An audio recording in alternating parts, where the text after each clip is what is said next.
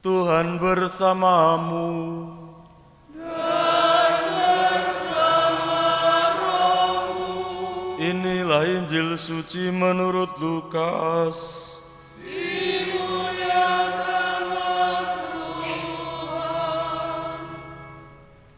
Ketika genap waktunya pentahiran menurut hukum Taurat Musa, Maria dan Yusuf membawa Yesus ke Yerusalem untuk menyerahkannya kepada Tuhan seperti ada tertulis dalam hukum Tuhan. Semua anak laki-laki sulung harus dikuduskan bagi Allah. Juga mereka datang untuk mempersembahkan kurban menurut apa yang difirmankan dalam hukum Tuhan, yaitu sepasang burung tekukur atau 2 ekor anak burung merpati.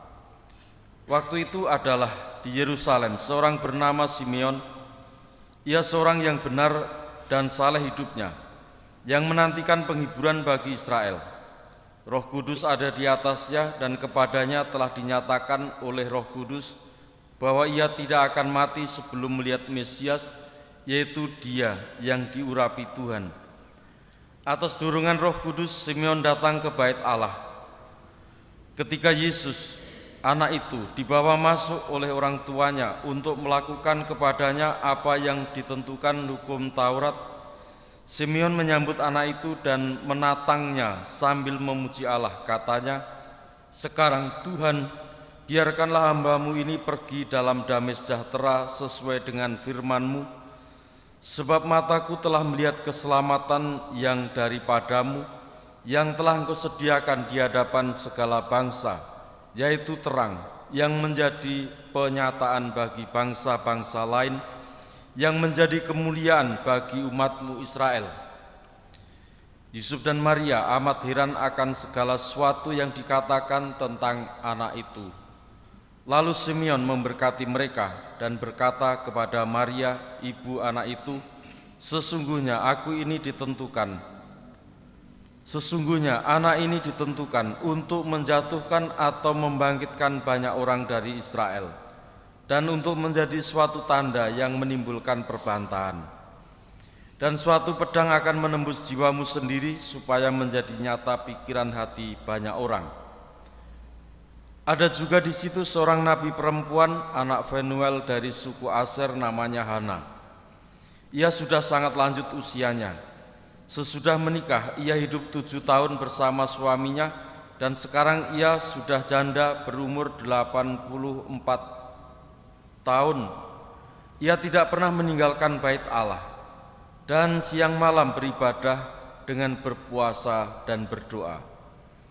Pada saat anak itu dipersembahkan di bait Allah, Hana pun datang ke bait Allah dan bersyukur kepada Allah, serta berbicara tentang anak itu kepada semua orang yang menantikan kelepasan untuk Yerusalem.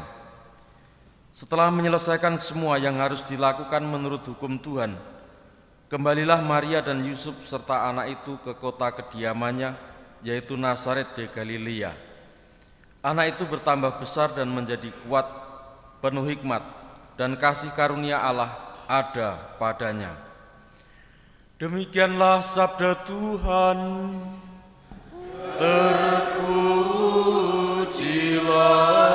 Kristus. Bapak saudara sekalian, hari Yesus dipersembahkan di Kenisah dihitung ada 40 hari setelah perayaan Natal. Dan di situ Yesus dipersembahkan di Kenisah menurut ada tata cara atau hukum atau kewajiban yang harus dilakukan oleh Maria Yusuf atas anak sulungnya laki-laki sesuai hukum Taurat. Dan pada hari Yesus dipersembahkan, permenungan yang disampaikan bagi kita dalam kitab Malaiki menggambarkan bagaimanakah Tuhan sendiri yang berfirman, "Lihat, aku menyuruh utusanku supaya ia mempersiapkan jalan di hadapanku." Dan segala hal yang telah dilakukan, dipersiapkan di sana.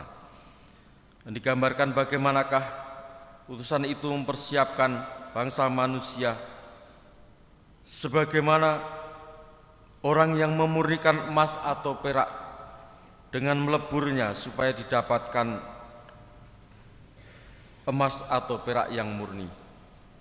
Nah, demikianlah pula bagi kita, dengan berbagai perjuangan, berbagai kesulitan yang kita hadapi, diharapkan kita semakin teguh kuat dalam percaya dan juga semakin setia mengikuti Yesus Kristus. Hari ini para suster SPC bersamaan dengan hari raya Yesus dipersembahkan di Kenisah, mereka hendak memperbarui kaul, sudah mempersiapkan secara khusus berbulan-bulan seperti Simeon dan Hana yang berpuasa dan berdoa, maka susternya langsing semua. Dan dengan doa-doa para suster pula diharapkan membawa pencerahan iman bagi para suster sendiri dan juga bagi kita umatnya. Dan pencerahan itu ialah apa? Untuk mendapatkan karunia rahmat Tuhan seperti yang dikatakan Simeon. Sekarang Tuhan, perkenankanlah aku beristirahat, sebab mataku telah melihat keselamatan yang daripadamu, yang telah Engkau sediakan di hadapan segala bangsa. Kita mohon dan kita dukung doa untuk para suster dan juga bagi kehidupan kita masing-masing.